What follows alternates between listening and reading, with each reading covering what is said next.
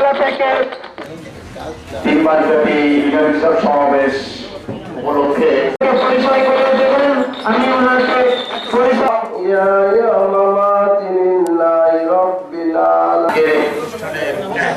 সভাপতি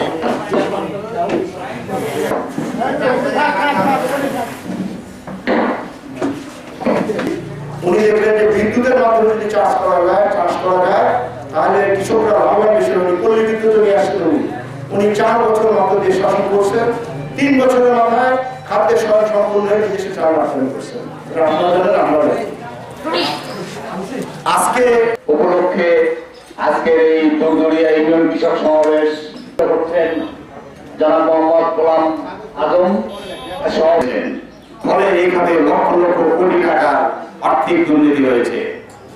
খামার যান্ত্রিকরণ প্রকল্প, এই প্রকল্পে কারিগরি কমিটির পরামর্শ উপেক্ষা করে উচ্চতরের যন্ত্রপাতি কেনা বাজারজাত করছেন। সম্মানিত আমার নাটোর জেলা এবং থানা পৌর কৃষক দলের যিনারা আসছেন, কৃষকের জন্য কি করে গেছে এবং খালেদা জিয়া গ্রাম 500 টাকা কি সমস্যা সময়ের সাথে সারের 500 অভাবে আমরা আবাদ করতে পারি নাই, ব্যাঘাত ঘটতো।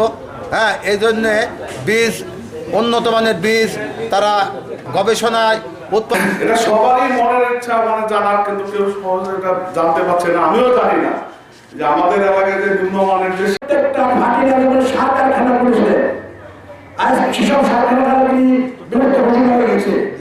হ্যাঁ, তো আমরা উত্তর দেন। উনি কি বলেছেন? যৌথ বাহিনী অ্যারেস্ট করে নিয়ে গিয়েছিল। আমাদের জাহাঙ্গীর আজকে রাস্তায় একটা যদি মুরগি মরে তারপরে রাস্তা অবরোধ হয়, কিন্তু এই যে জলাবদ্ধতা নিরসন করার জন্য বাংলাদেশের রাখাল রাজা শহীদ প্রেসিডেন্ট জিয়াউর রহমান প্রথমে এগুলা কোনো আমার কৃষক বিএনপির যে কৃষকগুলো আছে কেউ এরা পায় নাই। কিন্তু আপনাদের কাছে আমার একটা অনুরোধ, এগুলা আপনারা একটু দেখে শুনে পরিচালনা করে দিবেন। থেকে বঞ্চিত ছিল।